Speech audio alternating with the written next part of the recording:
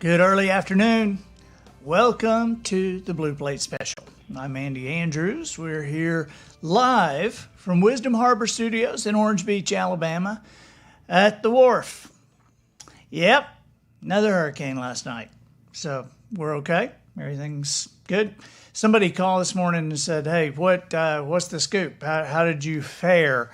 And everybody's answer is we don't really know, because we don't really know the difference in the old debris and the new debris. It's hard to tell the difference. I did notice another tree is down in my yard this morning as I left. But I quickly looked away from it. So hey, Diane Hale from Tennessee, Patricia Clapp from North Carolina, Ava Jean, we are safe. Thank you very much. And Barbara O'Neill from Lakeland, Florida, Margaret Davis, hello. From Northeast Mississippi, I hope you guys are okay up there. Eh? Well, I know the storm went through Clark County, and, sorry about that.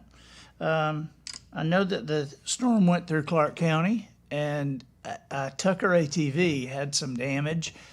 Hopefully not much. A lot of trees down, but Clark County got kind of busted last night, and we are not washed away. We're still here.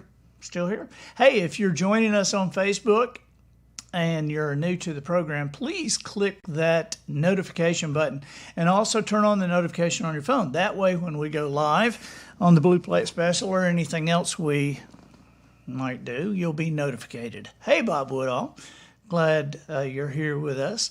Bob from Dothan, Alabama. And if you haven't ever eaten at the Conestoga in Dothan, Alabama, you need to. This is the greatest steakhouse in the world. Michael and Terry Cat. Hey, I was just talking about you guys this morning. I talked to Dan Stone early this morning and just talked about you guys. So I'm a big fan of Michael and Terry Cat. Hagen Mack, hey, in Colorado. Phyllis Smith from Converse, Indiana. And Joyce from New Jersey. Yeah, we didn't have too much damage. So, hey, don't forget. Also, if you would, down and to the right on your screen, you can share this show. If you're on Facebook, you can press that share button and share it to your page, and we will go live on your page too. And we would really appreciate that. We're just trying to touch a bunch of people. Judson Perkins, how you doing? Hi to all you guys there on Instagram. Brian Backer and the Twitter bunch. Kevin Perkins is here. Well, Kevin and Judson. I'm sure they'll get into a father-son argument on the comments there. But SB is in the back, and she is refereeing all comments. And D. Holcomb, hey. Who else? Man, there's a ton of you guys. Thank you guys for being here with us today. We've got a good day. I also want to say hi to the folks on what was it? YouTube. Yeah, and they're the Greenfields. They're in Amarillo, Texas. Has anybody ever noticed that when you drive across Texas, everywhere you are in Texas, you're 200 miles from Amarillo? This is just amazing. The people on YouTube, if you could press that subscription button, that would help us. And also, those of you who, I see several of you saying that you've read Just Jones and that you like it, and I really appreciate it. Hey, Johnny Hall from Hurricane Blown, North Carolina. Good grief. Scott Dawson. Hey, buddy. How are you doing? How are you?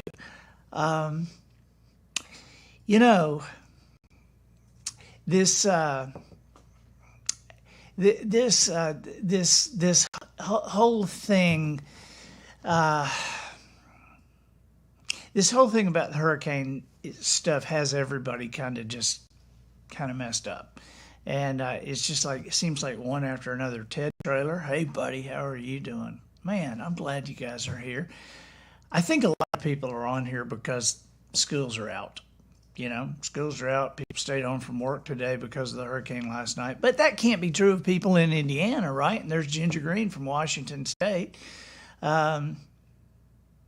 Ginger says, love your humor. Well, Ginger, I love yours too, because if you get mine, we must have the same kind. Judson Perkins, when have we ever argued? You and your dad? Oh, never. Never that I know of. Patrick, hey. Oh, you said hi to SB, so never mind, Patrick. I won't say hi to you. Colleen, hey, are you seeing the countdown clock? Everybody's so weirded out about 2020. We're gunning to get out of it. So right now, 63 days, 12 hours and 38 minutes, some such seconds until 2021, and the barbed wire hula hoop we call 2020 will be over and done with, and we'll be out of there. So, do you like my shirt? I'm already seeing some comments about the shirt. You see the shirt? Now, we redid this shirt. These are new shirts. Hey, Craig Stevenson. Wow, Craig Stevenson. It's still, Craig, how many votes was it? I don't mean to bring up something like rude, but how many votes? Tell us, answer that back. And, people say, oh, does my vote really make a difference? I always think about Craig because there was an election that all of us wanted Craig to be elected to this post, and he did not get elected.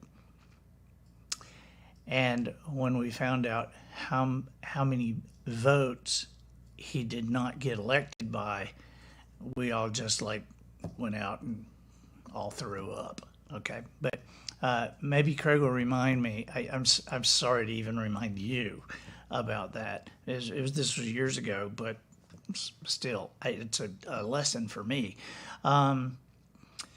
Anyway, you wish we'd do these every day? Well, that's Kathy Ellis from Smith Lake on your 5-mile walk. Well, Kathy, not all of us have time to take a 5-mile walk, but we're glad that you do. And maybe you could just watch the old episodes or watch the archives of The Professional Noticer. I like doing these. I would do these every day too if we had time. So the shirt. So this is, hey, Gene McDonald. This is an older. It's a routine that I used to do as a comedian, and we really started this shirt, and I thought, this is a great shirt. I thought this then. It's a great shirt because you ain't got to know who Andy Andrews is. You ain't got to have even heard the routine, and yet the shirt is kind of cool. And so we had so many people say, do you have any of those shirts? No, we don't have any of those shirts. And so they kept after us, and we said, hey, we're going to do this. And so for Mike Jakubik's birthday, not only do we have the shirts, I'm going to do the 50 famous parent sayings for you. Now, these are the 50 most famous things parents have ever said to their children, and I think we can get it done in probably between 60 and 70 seconds. Here we go. You better change your tune pretty quick or you're out of here. I mean it. Is that understood? Don't shake your head at me. I can't hear your head rattle. Don't mumble. You act like the world owes you a living. You got a chip on your shoulder. You're not going anywhere looking like that. You're crazy if you think you are. If you think you are, just try me. I don't know what's wrong with you. Other kids don't pull stuff like that. I wasn't like that. What kind of example do you think you are for your brothers and sisters? Stand up straight. Don't slouch. Would you like a spanking? If you would like a spanking, just tell me now. We'll get this thing over with. You're cruising for a bruising. I'm your father as long as you live in my house. You'll do as I say. Do you think the rules don't apply to you? I'm here to tell you that they do. Are you blind? Watch what you're doing. You walk around like you're in a daze. Something better change and change fast. You're driving your mother to an early grave. This is a family vacation. You're going to have fun whether you like it or not. Take some responsibility. Pull your own weight. Don't expect other people to pick up after you. And don't ask me for money. What do you think I'm made out of money? Do you think I'm a tree that grows money? You better wake up. And I don't mean maybe. Do you act like this when you're away from us? We given you everything we possibly could. Food on the table, a roof over your head. Things we never had when we were your age. You treat us like we don't exist. That's no excuse. If he jumped off a cliff, would you jump off a cliff too? You're grounded. I'm not going to put up with this for another minute. You're crazy if you think I am. If you think I am, just try me. Don't look at me that way. Look at me when I'm talking to you. Don't make me say this again. There you go. There's the 50 famous parent sayings and the shirt. We got the shirt, and the shirt is in a light blue as well. Matt, can you show them a close-up of the shirt? Can you show them like a good view of what it is? And this is the Comfort Colors brand shirt, and so they're very, very comfortable and cost a little more to make, but people seem to like those, and so they're available now on andyandrews.com. You can order just in time for Christmas. So I'm happy about this. Half the people get them to wear. Half the people get them to sleep in. So however you use your 50 parent shirt. You know, one time, I wish I had the video of this. I was doing a thing for President Bush, and the first President Bush, and it was at Ford's Theater, and it was right after the first Gulf War, and so everybody loved everybody, and so I was doing this thing, and it was me, the Oak Ridge Boy, it was the Oak Ridge Boys, Alabama, Randy Travis, Alan Jackson, Clint Black, KT Oslin, Tanya Tucker, who else was there? And me. And when I did that 50 famous parent sayings thing, and then backstage I had given John Ritter and Terry Garr were the hosts. This was on ABC. And so I'd given John Ritter one of the shirts. And so in a commercial break, John Ritter goes out on stage and he shows the shirt and says, you know, Andy just gave me this backstage and my son is sitting up in the balcony and I want you to pay attention, number 14 right here. And everybody laughed and all, but at the end of the show, all the entertainers are lined up and everybody was there that night. I mean, right in front of me is the President of the United States and the First Lady. And then there's Dan Quayle, Marilyn Quayle, the Supreme Court justices, the Senate, the spouses, the Congress, their spouses. I mean, it was full. And so they all lined up afterwards, and that's when I found out the most powerful people in America don't have business cards, because President Bush came by first, and when he got to me, he said, "I really liked what you did. Is there any way I could get one of those shirts?" And I said, "Oh, I'll send a box of them. I just send them to the White House." He said, "Yeah, that'd be great." And so he moves on, and Mrs. Bush comes up, and she says, "You were my favorite." And I said, "Well, thank you very much." She said, "Could I get some of those shirts for my grandchildren?" And I said, "I've already talked to your husband. I got the shirts for you." And then, Dan Quayle comes up. The first half of me being up there, he was looking, because he's scared, comedian. He's scared I'm going to tear him apart like everybody else did. But he said, "Hey, it was great. It was great. Could I get one of those shirts?" I mean, everybody did. I mean, the whole thing. And so nobody has business cards. So as it gets into the congressman, everybody's handing me like napkins and programs with their addresses written on it. It's very crazy.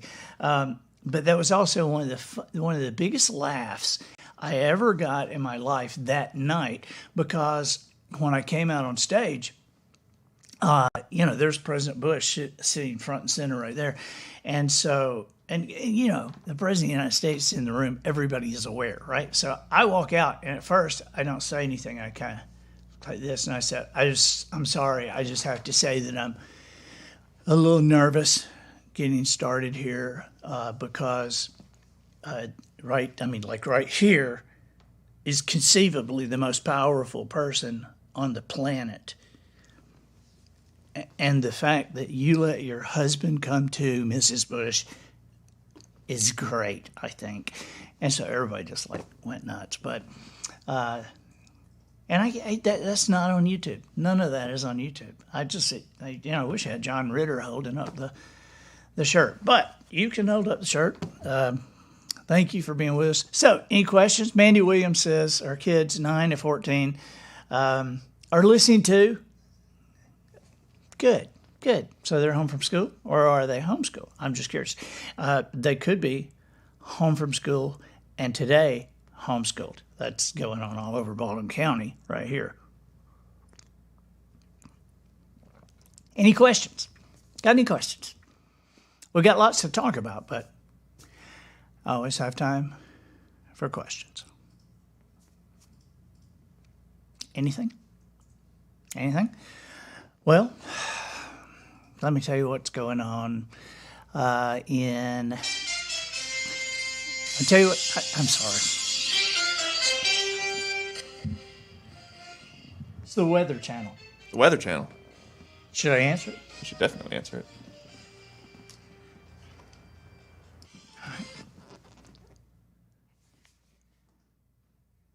Hello? Who's calling, please? This is like the real Weather Channel? Yes. This is Andy Andrews. Andy Andrews. For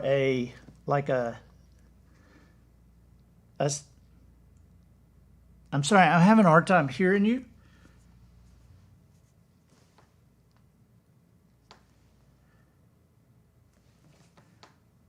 I'm having a hard time hearing you.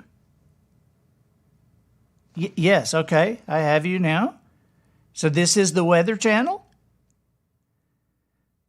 Yes, and yes, Andy Andrews.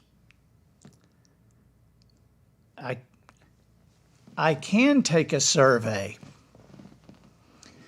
Yes, I can.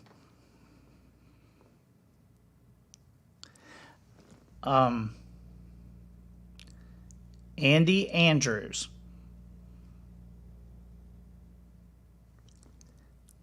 Okay, no. So an author is named that? No, I have never heard of him. What books has he written?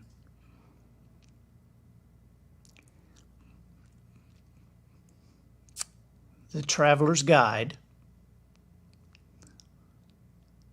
And your father likes that. Wow. Huh. I'll have to look and see if I can find the Traveler's Guide. So, can I ask you a quick question? How long will the survey take?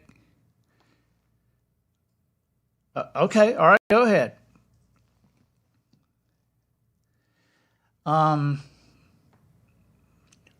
Where do I live? We live in a place along the Gulf Coast that we call the Cone of Uncertainty.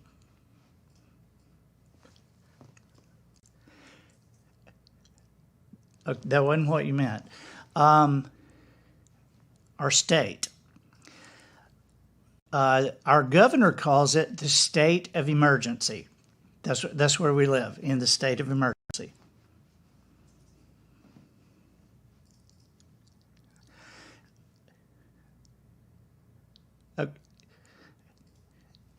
Yes, ma'am. All right, our area.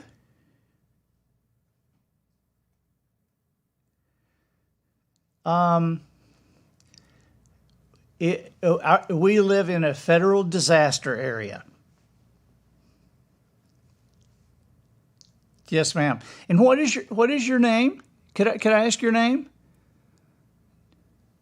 Julie? Do you have any more questions? Could I ask something of you? Could I ask something? Would you please? No, I just have one question before you continue. Would you please, my family, would you please take us,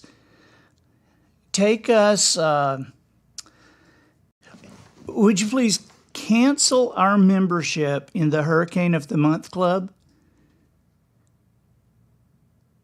Yeah, Hurricane of the Month. Yeah. We didn't sign up for it, and we're getting them. Are you there? She hung up. What's the Weather Channel doing calling people?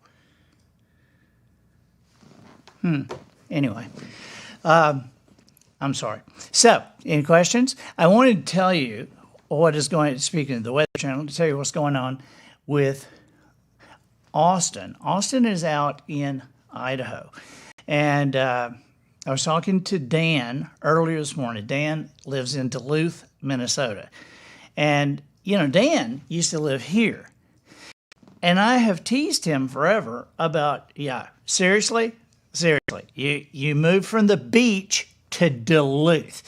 And then here we are, it's like in Hurricane Alley, and Dan is up there, and it's like, 42 degrees.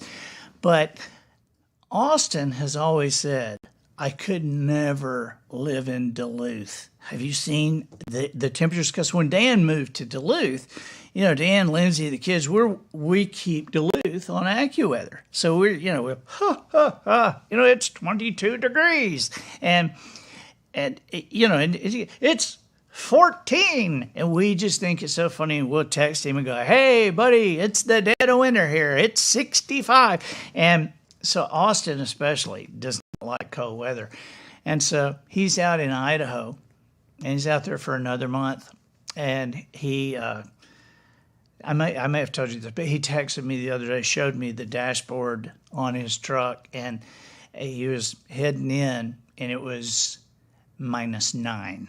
-9. He said a buddy of his spilled coffee on their jacket, and it froze before you could brush it off.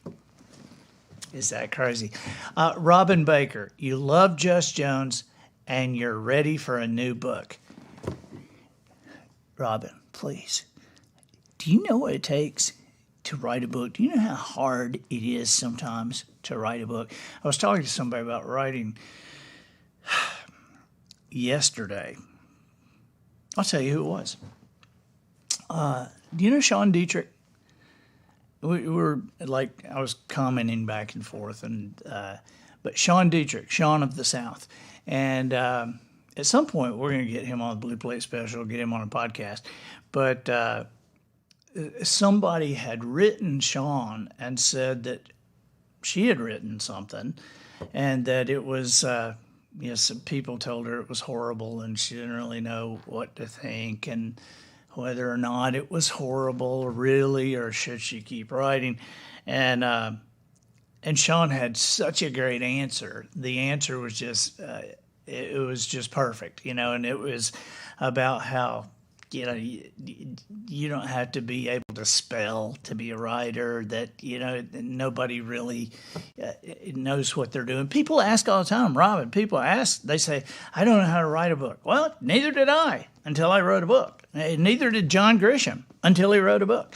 And so it's kind of one of those things that you really just kind of dig in, One of the curious things that happened to me that really started, I want you to go back to that 8-year-old question. I saw that just so I want to tell you something. There something happened to me one time. I'd met this teacher, and somebody told me later, that teacher has had several articles published in Field and Stream and Outdoor Life, and I was like, that was, to me, it was like the holy grail, to get an article published in one of the big three outdoor magazines, Field and Stream, Outdoor Life, and Sports to Field. And so I made an appointment to go. I was 18 years old, and I went an appointment to go meet with this teacher. And, I don't know what this guy could have told me. This guy could have really, made it seem hard, I suppose. But he said, yeah, here's the articles I've written. He laid out the magazines. And it was just, I was stunned. I was like, how would you ever do that? He said, so you want to know how I did it? Okay, well, what I did, he said, he said, I can show you the exact magazine. And so he took another magazine. He said, I found this article about bass fishing that I really liked that they had published. Okay. And if you read the first paragraph in this article, it starts a certain way. And so I started mine the same way. Different scene, different setting, different place, different time of day, but I started it the same way. And then he said, and now it goes back into, how that time came to take place. We went back and said about how getting ready for the trip. And so in my article, I went back to getting ready. He basically just kind of ghosted an article and kind of put his own take, but he used the same framework. I thought, this is brilliant. And so literally, when I sat down to write The Traveler's Gift, I set a bunch of books in front of me. I had them out on the floor, and these are books that I really liked.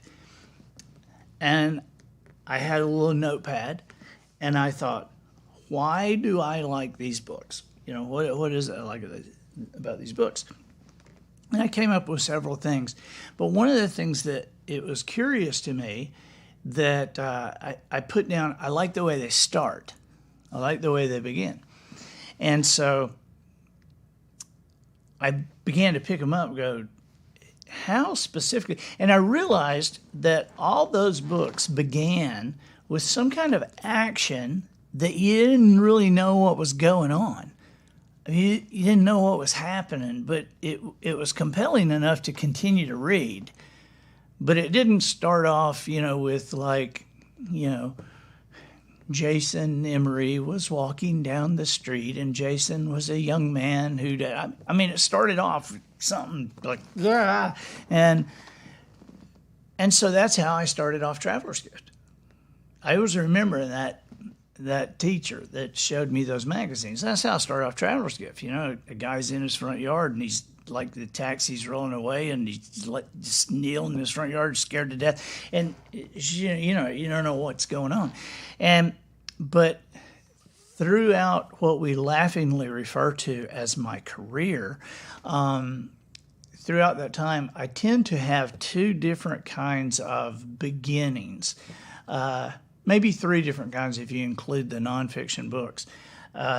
But the two different kinds of beginnings to my stories have generally been there's action that you don't know what is going on, or it's a prologue, and the prologue is like way back in time, and it tells a story.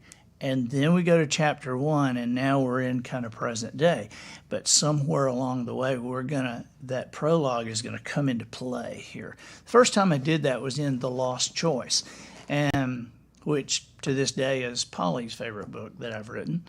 Isn't that nice to have a wife that you've written 24 books since that time, and that's still her favorite.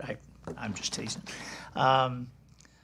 So that's a good question. First of all, let me answer the question about that Laura asked. Laura Plott says, besides The Boy Who Changed the World, what would you suggest I read aloud to my 8-year-old girl? You know what? I just saw a book the other day.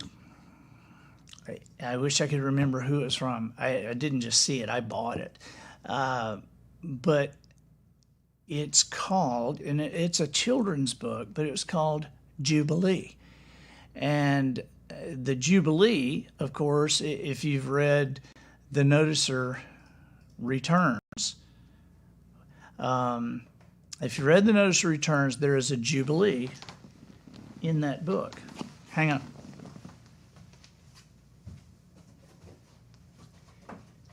Here is a picture of an actual Jubilee.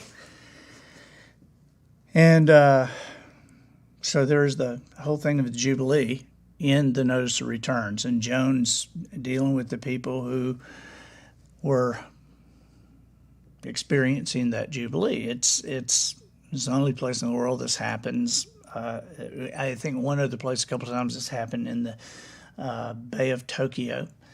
But on the eastern shore of Mobile Bay, this is where this happens. But anyway, the children's book, it's called Jubilee.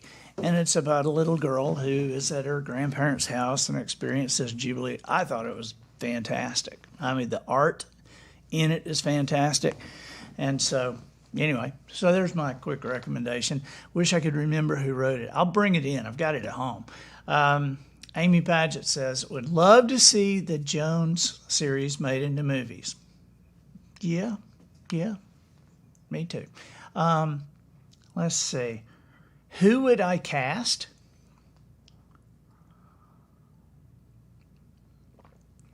You know, I hadn't thought about that a lot. I think, who's the guy who played Gus McCrae in Lonesome Dove? You remember? Not Tommy Lee Jones. Robert Duvall. Yeah. I always thought Robert Duvall would be kind of a good Jones, you know, if he had white hair. But I really think, I think Jones, I think if somebody does a movie of Jones, I think it's going to require somebody that we don't know, somebody that we don't recognize. Okay? It's just like in Yancey says that Dallas Jenkins is a great director. You're right. Dallas is a great director.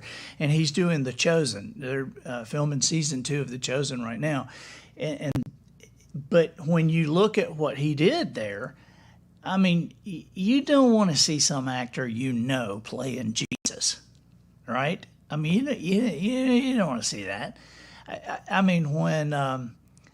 you know, Debbie Allen says Tom Hanks would be a good Jones. I think he's too young, but he's one of the only actors I know who could pull it off. Because Tom Hanks is, I think he's like our generation's Jimmy Stewart, and I think that Tom Hanks is one of the few actors that can disappear, even though he's a star. He can disappear into a role. That's really tough for most of these guys to do. I remember going to see, there was a movie called Valkyrie, and Valkyrie was a true story that I had researched and everything, and it was about a general in Nazi Germany who actually had a conspiracy going and tried to kill Hitler, tried to kill him with a bomb. And the guy had one eye, so an eye patch on. But the movie, for me, was ruined because the title character was played by Tom Hanks. And, you know, this is a true story. And I'm watching this whole movie, and it's the guy with the German accent that I can't get over. This is the guy who was jumping on Oprah's couch. And I don't know. It just You mean Tom Cruise? Yeah, Tom Cruise. Tom Cruise. Yeah, you're right. I said Tom Hanks. I'm sorry. Tom Hanks is the one I like. Yeah, and I like Tom Cruise. I don't know Tom Cruise. I don't know Tom Hanks. But Tom Cruise, yeah, he's jumping on Oprah's couch, and now he's a German officer. Yeah, it didn't work. Yeah, Morgan Freeman would probably make a great Jones. I think Morgan Freeman made a good God in Bruce Almighty. Do you remember that? he made a good God. I always remember the line in that movie where Morgan Freeman as God is telling Bruce Almighty, saying that he's going on vacation, and Bruce says, "Vacation? When does God ever go on vacation?" Morgan Freeman says, "Ever heard of the Middle Ages?" So I always said that was funny. But yeah, he would do good. But I just think Jones needs somebody who we don't recognize, who looks like the guy I remember. Oh yeah, Robert Redford. Yeah. Butch Cassidy and Jones. Yeah. Jim Caviezel. See, Jim Caviezel is always going to be Jesus to me.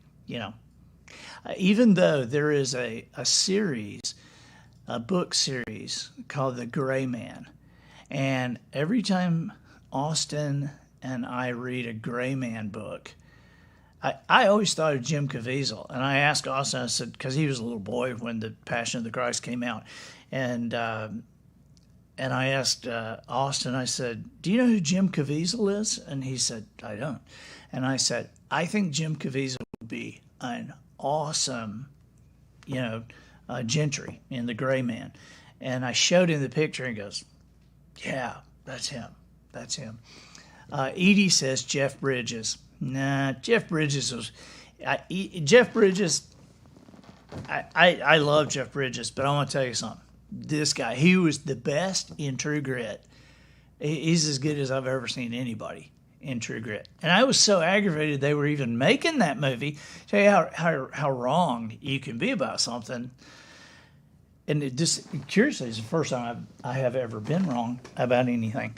But I remember when I heard that somebody was remaking True Grit, and I'm like, are you kidding me? Why would you do that? Why would you remake a classic, with John Wayne? Why would you do that?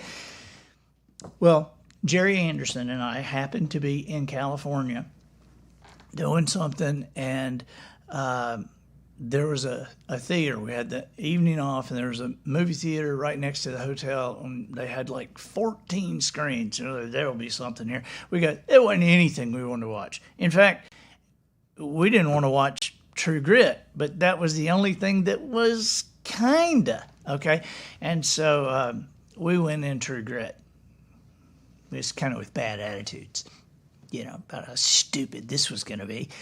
And 15 minutes into that movie, Jerry leaned over me and he said, "Are you liking this as much as I'm liking this?" And I said, "Yeah, I was blown away by the new one. It's one of my favorite movies of all time." And I came home, I took Polly and boys, we went to see True Grit at the theater, and then I've watched it probably 5 or 6 times. I think Dan Stone and I watched True Grit together again. So, but I think we need somebody. I don't know. I always thought in Traveler's Gift, I always thought that Christopher Columbus, I always thought Robin Williams would be Christopher Columbus because it's kind of crazy, and but you can't like stop it in time. As you're writing it, that's those people that you're kind of thinking about. Then I thought Matthew McConaughey would have made a great Chamberlain, a great Joshua Chamberlain. You think so? Oh yeah. Yeah. And you have the rebels running up the hill, and McConaughey go, all right. So, but I tell you what, I did as I was as the Traveler's Gift, or as some people call it, the Traveler's Guide. I remember thinking early on, Tom Hanks would be a great David Ponder. He might be too old for it now, but who knows? I'll tell you what. I tell you who I would want to meet. I want to meet whoever they cast as Blair Houston Monroe. That's who I want to meet. you know. And the only person I can think of with the chops to play her, Glenn Close. She plays crazy really well. And James Whitmore type for Jones. You know, James Whitmore did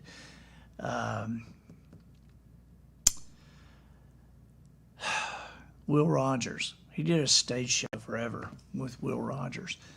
And Jeremy Irons is Lincoln. You know what? I can see that, but I'll just tell you, nobody can do Lincoln anymore. Not after Daniel, what's his name? Daniel Lewis. Daniel Lewis? Yeah, Day Lewis. That's it, Daniel? Yeah, I thought Daniel Lewis. Have you seen that movie? Oh my gosh. Now, you know, and he does what I think an actor should do. He goes and plays a part and then disappears for a couple of years and you don't ever see him again. And then he comes out and he's playing something. But when he walked out as Lincoln, started talking, it's like, what'd they do? Use a hologram? Because, man, that guy is Lincoln. I mean, we've all seen a million people playing Lincoln, but I think he paid attention to it more than. Did you know that there was an audio version of The Traveler's Gift done? This is the last story I'll tell you, then we'll leave. But did you know there was an audio version of The Traveler's Gift done before I did it? I don't know if you know this, but I was horrified. And not because it was done, because when Traveler's Gift came out, I'd lost my voice. And I'm not talking about for a few days. I lost my voice for a couple of months. And it was like kind of touch and go as to whether I was going to have surgery or not. But I had this like total voice rest. And so, and this wasn't, no, wait a minute. This wasn't right when the book came out, because they weren't even going to do an audio version when the book came out. This was when Robin Roberts and Good Morning America started talking about The Traveler's Gift. Then they did an audio version. But when Robin Roberts, and Good Morning America started talking about The Traveler's Gift, I lost my voice. I couldn't even do anything. And so the publisher had the thing done. Had the can you grab me a Traveler's Gift? Can you grab me one? Do you mind? Because I want to show you what the guy did. So there's this guy doing The Traveler's Gift, and I'm listening to it, and I'm like not really liking it, but it's like, well, because you listen to something and go, I don't know if I would have done it that way or whatever. All right, thank you. And I remember I watched an interview with Mac Davis, who wrote the Elvis Presley song In the Ghetto, right? You remember? Remember that? Cold and gray Chicago morning, another little baby child is born in the ghetto. Remember that? So he wrote that. And the first time he heard it on the radio was hearing Elvis singing it. And the first thing he heard, and the first thing he thought when he heard Elvis singing it, he said, what is he saying in the ghetto? He's in the ghetto. What is he saying in the ghetto? He's in the ghetto. He said, but Elvis is doing it in the ghetto. And then about 5 seconds later, he realized, yeah, I'm going to make $1 million from this song. And so he didn't really care. But I remember listening to the audio version. This is the last story I'm going to tell, so hang with me. Listen to the audio version.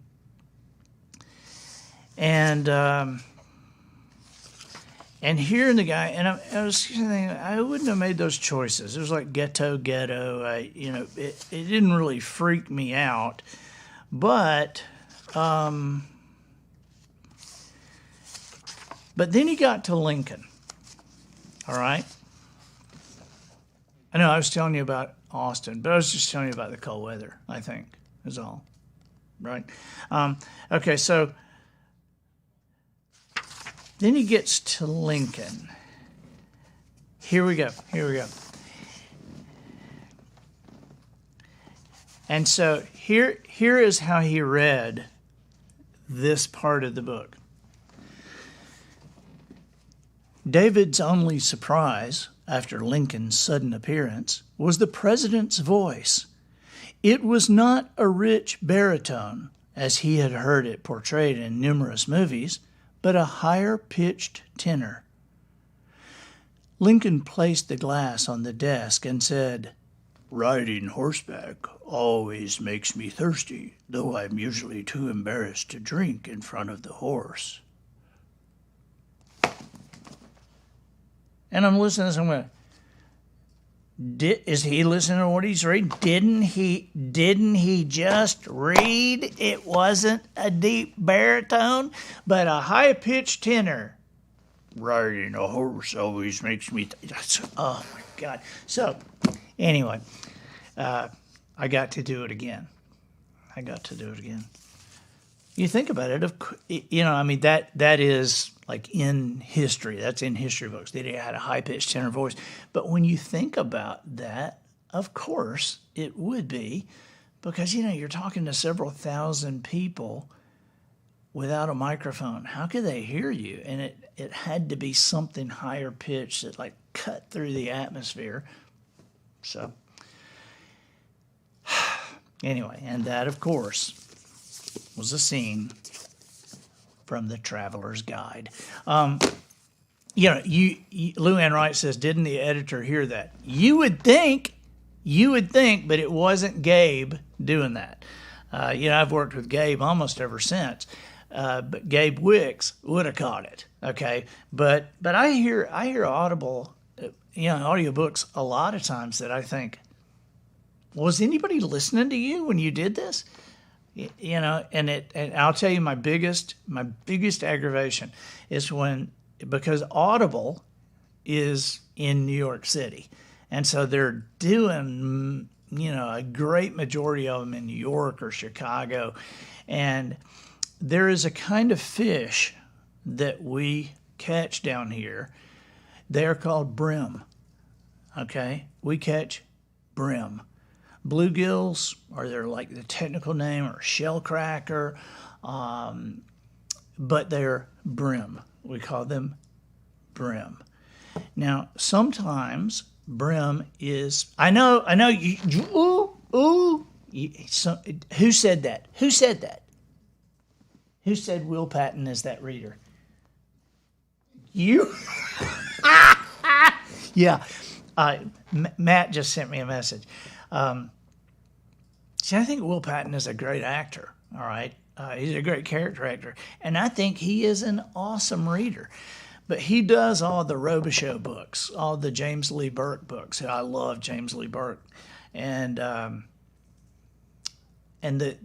brim is spelled sometimes B-R-E-A-M. And, the Robichaux books are about the swamps of Louisiana, and it's all, and James Lee Burke is an unbelievable writer. And I'm like, book after book after book, like 5 or 6 times in each book. As I glanced across the lily pads, I could see the disturbances in the water where the bass and bream were feeding. It drives me nuts. But he also calls a pirogue. I don't know if you're from the Southeast, you ever been to Louisiana, the little duck boats they use, and the boats they use through the bayous,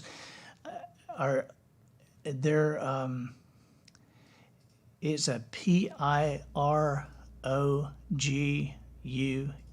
I think is how that's spelled. Is that right? P-I-R-O-G-U-E? Is that how it's spelled? Maybe. But either way, it's a little boat that's pronounced. Yes, that's right. Yeah, it's pronounced pirogue. That's what the Cajuns say. I'm going to get him a pirogue. All right. And Will Patton says pirogue. And it's driving me. But you think, I guess. That's making me hungry. I thought it was a pierogi. No, it's not a pierogi. That's something you eat. But and I guess the editors are listening up there, but the editors are from New York too. And so they never caught a brim. Actually, they never caught a brim or a bream. We never caught a bream. Yeah, you would think they would change the spelling in the reader script. Sometimes I do that. You know, I have words that I put in sometimes, it's like names or something that I've gotten in the book that until I get to the, time we're going to do the audio version of it, I don't really know exactly how it's pronounced, and so we'll find out and I'll write it down phonetically. Which it is curious, isn't it, that the word phonetically is not spelled phonetically. So, I think we've come to the end of our time here. Make sure you see the Professional Noticer episode this week. Make sure you go ahead and get your 50 parent shirt, your coffee. Mine is still pretty hot. But thank you guys. Thank you so much for being with us today. I had a good time. Hope you had a good time. And we'll see you next week.